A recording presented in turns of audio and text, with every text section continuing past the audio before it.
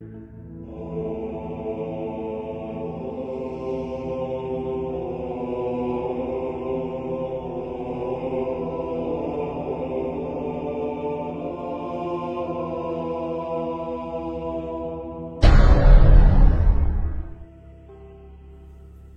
ko simulan ang kwento, magpapasalamat muna ako sa mga lahing babaylan members ko na sila Ma'am Baby Saralyn Armado, Sir John Gutang, Ma'am Michelle Cedron, Ma'am Roslyn Arante, Ma'am Aubrey Delgado, Sir Anton Tuazon, sa nag-iisang punong babaylan member ko na si Ma'am Josephine Juanite Robielos, at sa nag-renew ng badge na si Ominous Cookie. Subscribe din kayo dyan ha, magaling na horror narrator yan. Tulungan din po natin siyang maka 1K subscriber. Ano pang hinihintay natin? Simulan na. Sinunod naman kaagad ni Marciano yung sinabi ng matanda, at nung natapos siya, wala siyang ginawang iba sa babaeng to, kundi inihipan niya lang sa ulo. Matapos niyang usalin ang orasyong pangtawag sa gumagambala. Maya-maya pa nga, nahinto sa pagwawala yung babae. Tumitig ito ng masama kay Marciano. At bigla na lang tong nagsalita ng, "Sino kang bata ka? Mukhang baguhan ka lang ah. Hindi mo kayang itago yung sarili mo. Kaya humanda ka. Madali na kitang mababalikan dahil kilala na kita." Tatawa-tawa naman si Ingkong Aglaw nung narinig niya yun. Sinabihan niya si Marciano ng, "Nako, nakakatakot naman pala yan. Mukhang malakas ang isang yan ah. Pasensya ka na, Shano. Parang hindi mo yata kakayanin yan. Nakakatakot naman yan. Mabuti kaya'y umalis na lang kaya tayo." Pero habang sinasabi ng matanda yun, panay naman ang senyas ng kamay niya kay Marciano, kung saan ay pinapaikot-ikot ng matanda ang daliri niya. Una, hindi maintindihan ni Marciano kung ano yung ginagawa ng matanda. Pero maya-maya, nung pinangdilata na siya ng mata ni Ingkong Aglaw, naalala niya yung orasyon na pangtali sa gumagambala, kung saan ay babalutin mo ito ng espiritual na tali upang hindi na ito makagalaw at makatakas pa. Pero habang nagsesenyasan ng dalawa, panay naman ang sabi nung nilalang ng, "Sino ba yung boses matandang palaka na yan? Nagtatago ka pa sa liwanag na yan? Akala mo ba hindi ko kayang tanggalin yung liwanag mo? Wala nang mas makapangyarihan sa akin kundi ako lang." Kawawa naman ang katawan nitong babaeng to. Ilang minuto na lang, darating na ang iba't ibang uri ng nilalang na tinawag ko upang pamahayan nila ang katawan nitong babae na to. Ganyan kalakas ang kapangyarihan ko. Kaya kayong dalawa, ituloy nyo na yung pag-uwi nyo. Dahil wala naman kayong magagawa sapagkat mahihina kayo. Agad namang napasambit ang matanda ng, "Abay loko to ah. Tinawag pa akong palaka. Pigilan niyo ko kundi papatulan ko na talaga yan.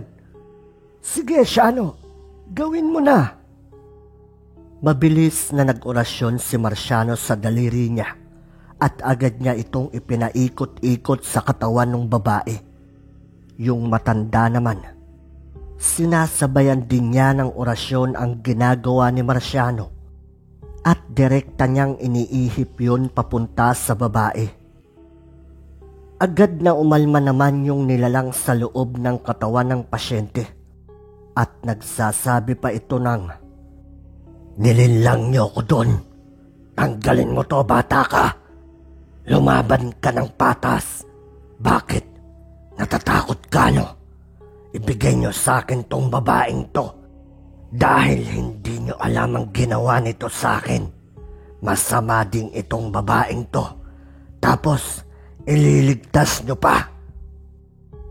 Sabi naman ng matanda, "Sige, Shano. Tanungin mo na yan kung sino yung mayabang na yan. Pasalamat to at nakakapagtimpi pa ako eh.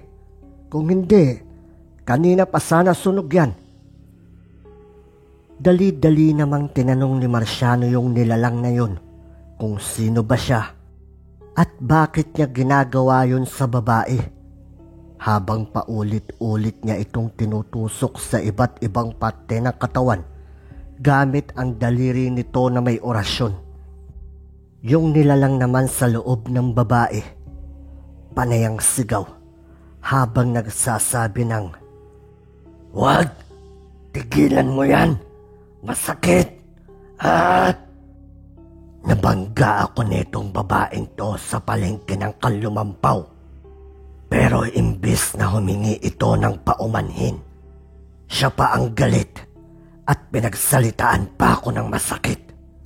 Maitim ang kaluluwa ng babaeng to, kaya dapat dito pinapahirapan hanggang mamatay."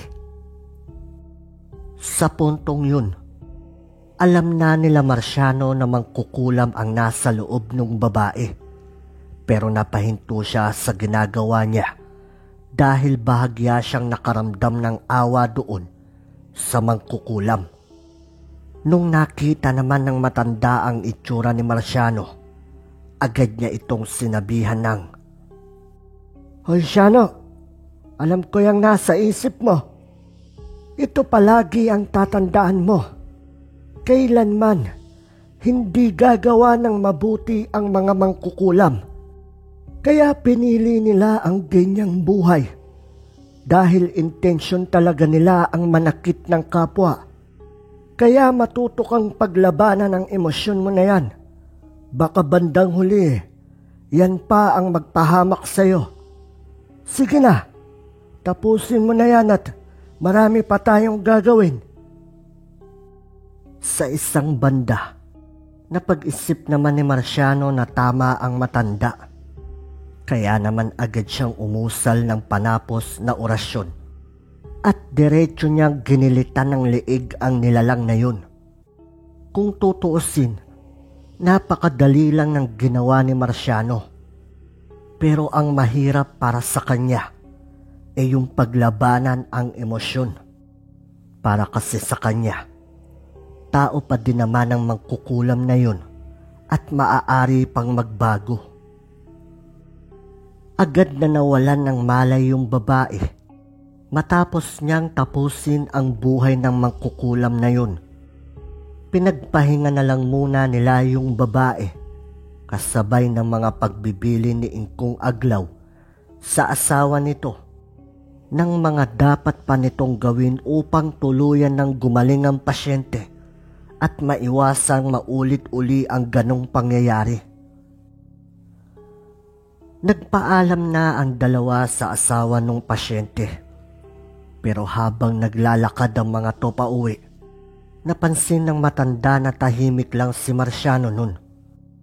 Alam ng matanda ang pananahimik ni Marciano, kaya naman agad niyang sinabihan ito ng, "Alam mo, iho, sa buhay ng isang babaylan, may mga desisyon kang ayaw mong gawin, pero kailangan mong kumitil ng buhay para sa ikabubuti ng mas nakararami. At yan ang batas ng babaylan. At para maging magaling na babaylan ka, matuto kang tanggalin ang puso mo sa mga nilalang na wala ding puso, lalo na sa mga nilalang na nagpapahirap sa tao. Naiintindihan mo ba? Ganyan talaga sa una, pero habang tumatagal, Kapag unti-unti mo nang nakikita ang kasamaan sa mundo, titibay din niyang dibdib mo. Pero ang galing mo ha, nahuli mo kaagad yung mangkukulam na yon. Tanda ko kasi nung una akong nanggamot, nakailang tawag pa ako bago ko nahuli ang gumagambala sa pasyente ko. At alam mo ba kung anong nilalang yon? Engkanto lang naman. Muntik pa ngang pumasok sa katawan ko yung lintik na yun eh. Mabuti na lang, natakpan ka agad ng maestro ko yung bunbunan ko. Pabaya kasi ako noon eh, tulad mo. Naalala naman ni Marciano kanina, nung umusal siya ng orasyon para maitali yung mangkukulam. Napansin niya ding umusal yung matanda. Kaya naman tinanong niya yung matanda kung para saan ba yung ginawa nito. Sagot naman ng matanda, kasi pamamahayan daw ng iba't ibang nilalang yung katawan ng babaeng yun. Natakot ako, kaya sinelyuhan ko kaagad ang katawan ng babaeng yun. Malay ko ba, baka totoo nga. Lumipas pa nga ang mga panahon. Nahasa pa ni Marciano ang kakayahan niya sa paggamit ng mga orasyon sa panggagamot. Ilang nilalang na din ang mga nakaharap niya. Kaya naman tumibay na ng tumibay ang dibdib niya. Nandun na din siya sa punto na hindi na niya tinatanong ng kung ano-ano yung mga nakakaharap niya at agad na lang niya itong pinapasabog sa loob ng pasyente niya. Bukod sa inaral niyang mga orasyon noon sa gubat, may mangilan-ngilan pang itinurong orasyon itong matanda sa kanya. Lalo na kapag malakas ang kaharap ni Marciano at hindi niya alam ang gagawin niya. Katulad na lang ng aswang. Hindi niya alam noon kung papaano ito papatayin. Basta ang alam niya lang, proteksyonan ng orasyon ang bahay na ginagambala nito. Kaya naman isang orasyon ang ibinahagi ni Ingkong Aglaw kay Marciano, kung saan kapag ginamit niya to, mamimilipit sa sakit ng ulo ang aswang hanggang sa sumabog ang ulo nito. At yun nga ang naging paboritong gamit ni Marciano. Pero may isang nilalang pa pala silang makakaharap na kung saan ay maging ang matanda, nahirapan din. Isang gabi, habang nakaupo ang dalawa sa tapat ng bahay ni Ingkong Aglaw, bigla na lang umihip ang napakalamig na hangin. Umiling ang matanda, sabay sabing, "Iho, binabalaan tayo ng kalikasan. Para bang may haharapin tayong malaking problema. Kaya ano't ano man ang mangyari, tatagan mo lang ang sarili mo at palagi mo ring tatandaan ang lahat ng itinuro ko. Halika na, magpahinga na tayo." Kinabukasan, may isang ginang ang natatarantang tumatawag sa pangalan ni Ingkong Aglaw mula sa labas ng bakuran nito. Paglapit ng dalawa, agad nilang tinanong yung ginang kung ano ba ang kailangan nito. Yung ginang naman, umiiyak habang tinatanong kung doon ba nakatira si Ingkong Aglaw. Kaya naman ang matanda, agad na sumagot ng, "Ako nga yun. Bakit? Ano bang problema?" Ayon sa ginang, mula pa siya sa bayan ng Danau, nagkaroon ng kakaibang karamdaman ng anak niyang dalaga, pero hindi nila matukoy kung anong sakit ba ang tumama dito. Sinubukan na din nila itong ipatingin sa doktor at mga babaylan, pero walang nagawa ang mga to. Kapag babaylan daw ang tumingin dito, nawawala naman ang sakit ng anak niya. Pero ilang araw lang, bumabalik din ito. Hanggang sa may nakapagsabi sa kanya na magpunta nga siya sa bayan na to at hanapin ang babaylan na si Ingkong Aglaw. Kaya naman hindi na siya nagsayang ng oras at dali-dali na nga siyang nagtungo doon. Tanong naman ng matanda sa ginang kung ano ba ang nangyari sa anak niya.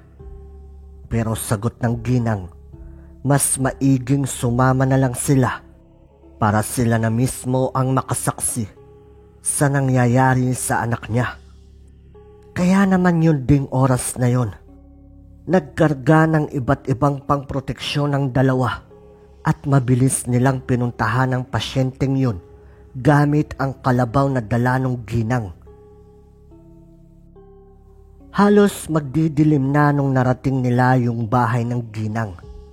Pagpasok pa lang nila sa loob, kita kaagad nila ang dalaga na puro dugo ang bibig at damit nito at may malalaking sugat sa magkabilang braso nito.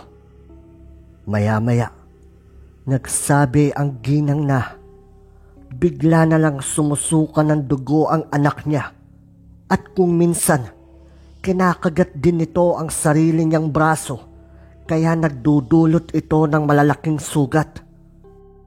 Sa puntong yun, napabulalas naman ang matanda ng, "Ay ina, malala na ito ah.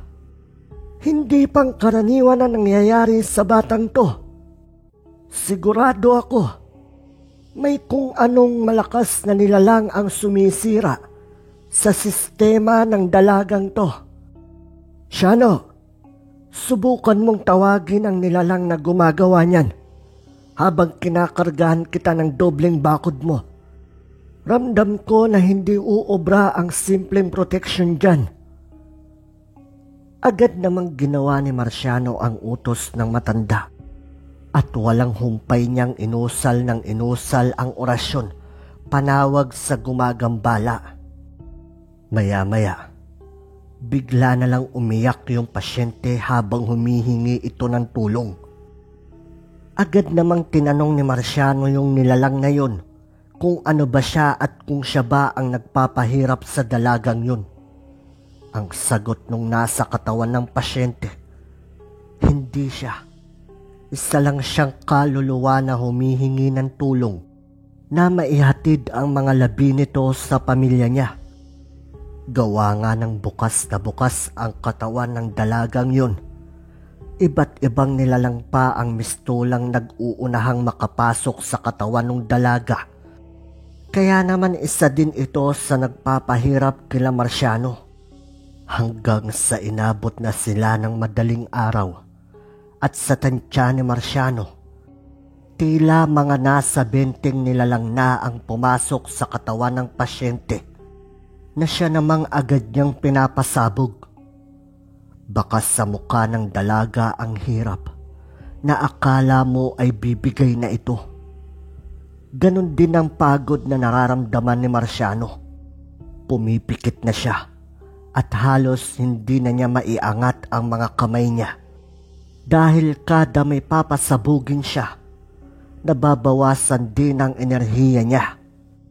Kaya naman sa awa ni Ingkong Aglaw sa kanya, nagsalita ito ng, "Iyo, tama na yan.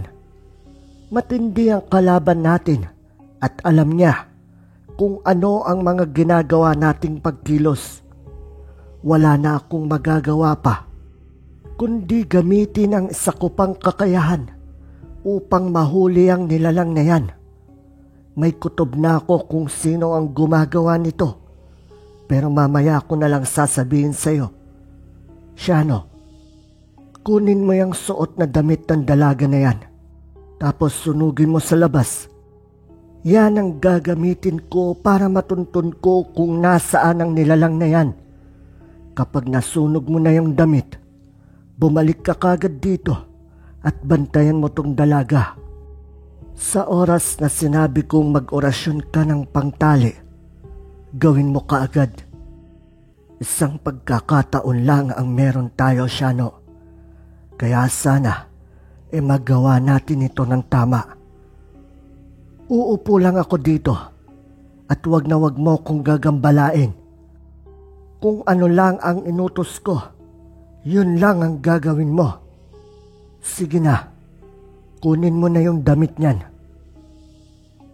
Naupo nga sa isang gilid ang matanda at si Marciano naman.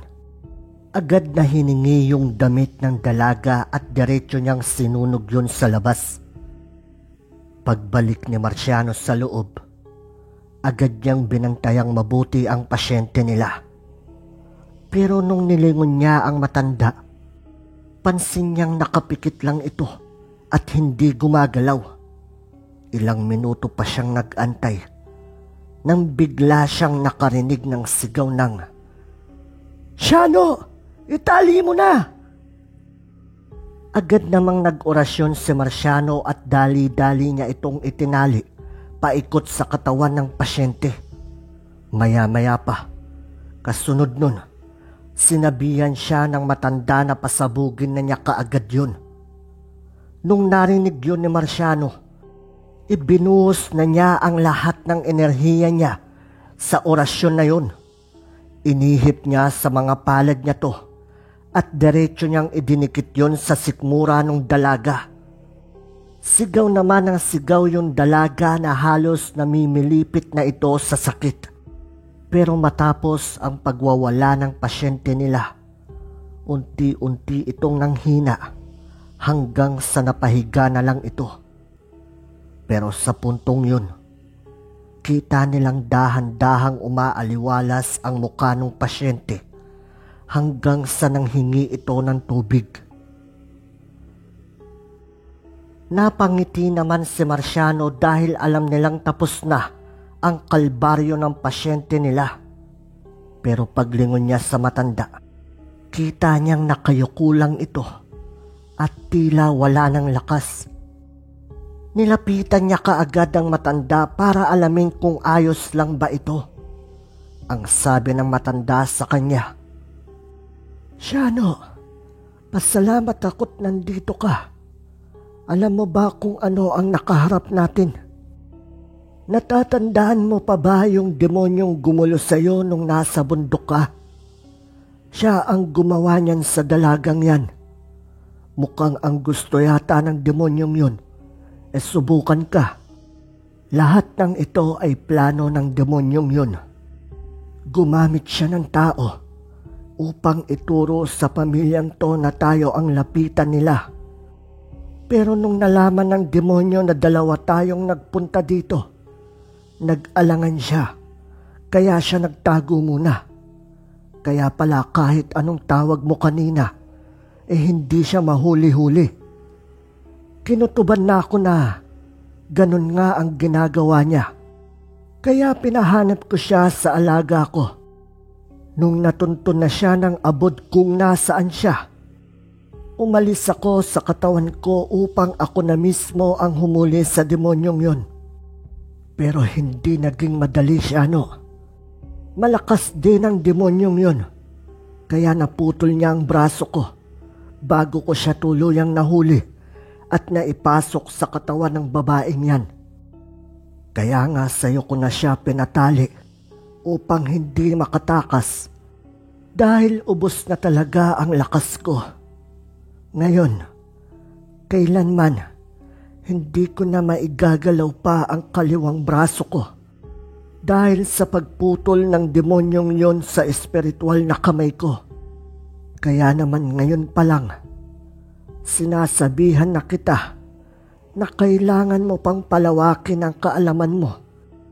Dahil kung sakali mang may makaharap kang tulad nito balang araw, alam mo na ang gagawin mo. Awang-awa naman si Marciano sa sinapit ng matanda. Inisip niya na kung mas malawak pa sana ang kaalaman niya, hindi sana mangyayari sa matanda yun. Nagpahinga lang ng kaunti ang dalawa at maya-maya nga, inihatid na sila pabalik sa bahay ng matanda. Magmula ng araw na yun, tanging si Marciano na lang ang gumagamot sa mga pasyente sa tuwing may nangangailangan ng tulong. Pero napansin niya din na magmula nang hindi na maigalaw ni Ingkong Aglaw ang kamay niya, madalas na lang itong tahimik at palagi na lang nakatanaw sa bintana. Itinuro na din ni Ingkong Aglaw kay Marciano yung mga natitira pang kaalaman ng matanda na hindi pa alam ni Marciano noon. Ultimo yung kaalaman niya na pag-alis ng kaluluwa niya sa mismong katawan niya ay itinuro na din ng matanda kay Marciano.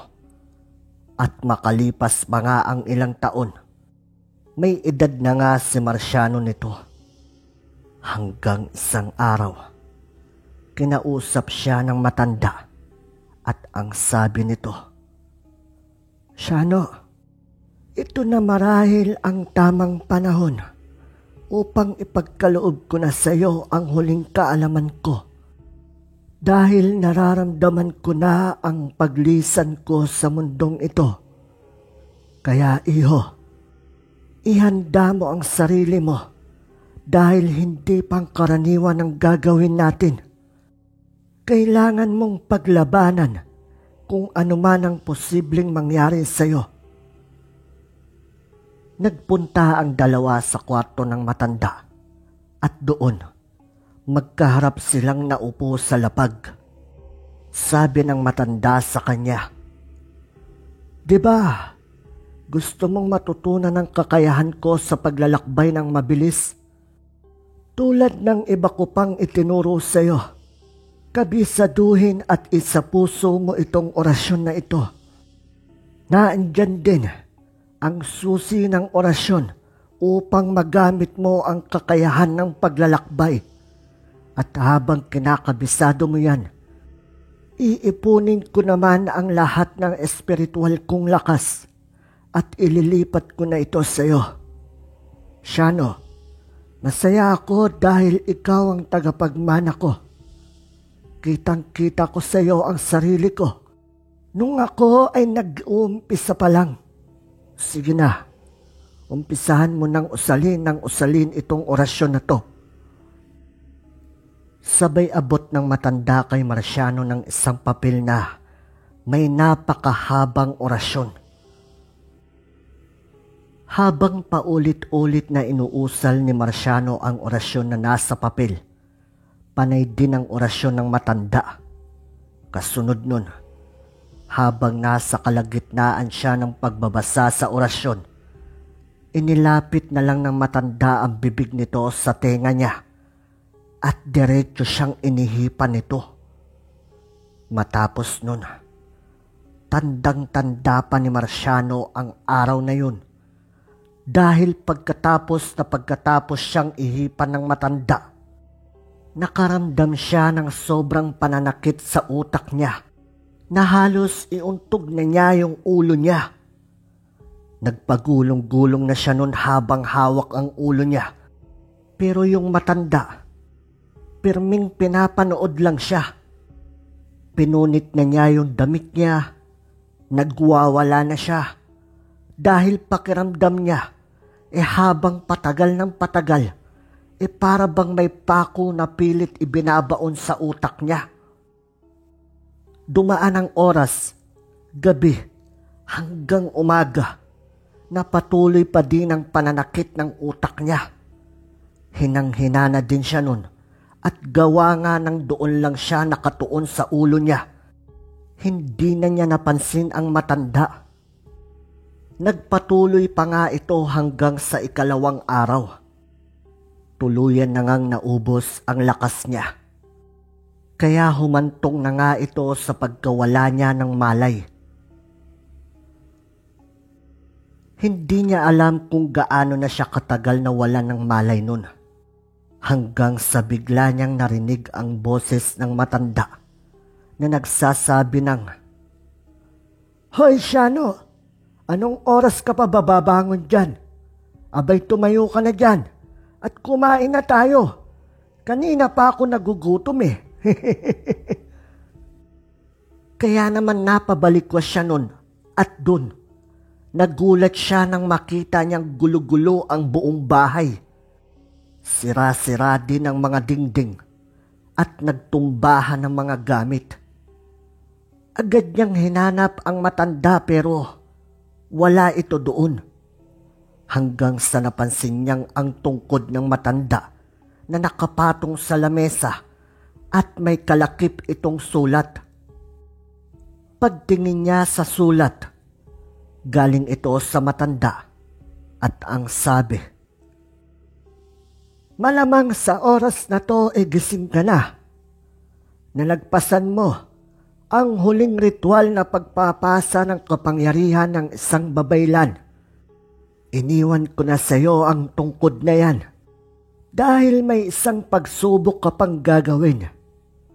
Kailangang mahanap mo ko, Shano, gamit ang kakayahan ng paglalakbay. Pero bago ka umalis, ayusin mo muna yung mga kalat mo dyan sa bahay, ha?" Ibang kasiyahan ang naramdaman ni Shano nun dahil matapos ang mahabang panahon, sa ikalawang pagkakataon, mahahawakan na niya uli ang tungkod na yun. Kaya naman dahan-dahan niyang inilapit ang mga kamay niya dito dahil nagdadalawang isip pa din siya na baka mapaso na naman siya dun. At nung naidikit na nga niya ang palad niya dito, bigla siyang nakaramdam ng malamig na hangin at kakaibang gaan ng katawan. Yun bang napawi lahat ng ininda niyang sakit sa katawan dulot nung nangyaring pagwawala niya? Kasunod nun, bigla na lang lumitaw ang abot sa harapan niya na indikasyon naman na siya na ang bagong nagmamay-ari sa nilalang na yun. Dala ng kasabikan niya, inutusan niya kaagad ang abod na yon upang hanapin ang kinaroroonan ni Ingkong Aglaw. Agad namang sumunod ang abod niya at habang wala pa yun, inayos niya muna ang buong bahay na yon dahil nga baka pagbalik ng matanda, makagalitan siya. Ilang oras pa nga ang lumipas at nakabalik na nga yung abod niya. Magandang balita naman dahil alam niya kung nasaan yung matanda. Kaya naman dali-dali siyang nagpunta sa gubat upang tuntunin ang matanda. At doon nga, sa tulong ng tungkod, ay ginamit niya ang orasyong paglalakbay upang madali niyang mapuntahan ang matanda sa tulong na din ng alaga niya. Kasunod nun, nagtaka siya kung bakit sa isang gubat siya dinala ng orasyon niya maging nung alaga niyang abod. Sinundan niya kung saan pumunta ang abod niya hanggang sa huminto ito sa isang napakalaking puno. At doon, nakakita na naman siya ng isang sulat, kaya dali-dali niya itong tinignan. Pero nung binasa na niya to, napaluhod siya at tuluyan nang pumatak ang mga luha niya. Galing uli ang sulat na to sa matanda at ang nilalaman nito. "Magaling siya, no? Natutuwa ako at alam mo nang gamitin ang lahat ng gamit na ipinamana ko sa iyo. Naway alagaan mo ang mga yan at gamitin mo lang sa tama. Ikaw na din ang bahala sa bahay ko dahil hindi na ako kailanman uuwi pa. Maraming salamat sa iyo dahil sa mga panahon na magkasama tayo, kakaibang kasiyahan ang pinadama mo sa akin. Hindi ko makakalimutan ang mga ngiti mo, maging ang pagkamot mo ng ulo sa tuwing nakakagalitan kita. Bago ako mawala sa mundo, pinaramdam mo sa akin ang saya ng pagkakaroon ng pamilya. Kung nasaan man ako ngayon, baon-baon ko ang kasiyahan na yon. O paano? Hanggang dito na lang. Maraming salamat sa iyo." Tinanong kaagad ni Marciano ang abod kung nasaan ba ang matanda.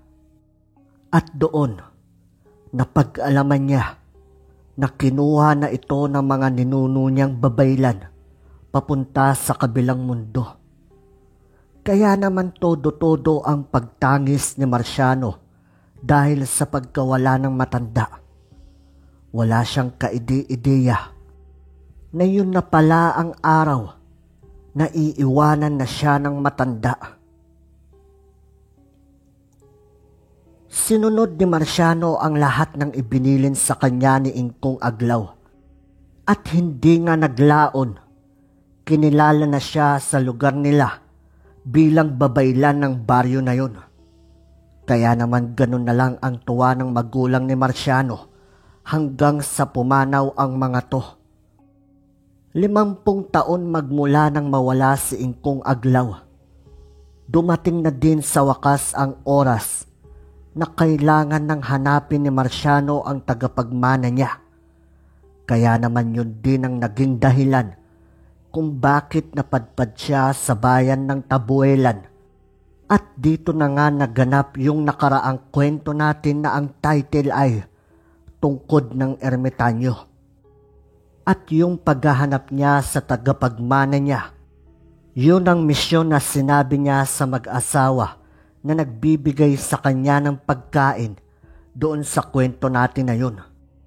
Dahil ayon sa kasalukuyang matandang Marciano, paulit-ulit lang ang pagpapasa ng kaalaman nila sa kanilang tagapagmana dahil ito ang batas at tadhana ng isang babaylan.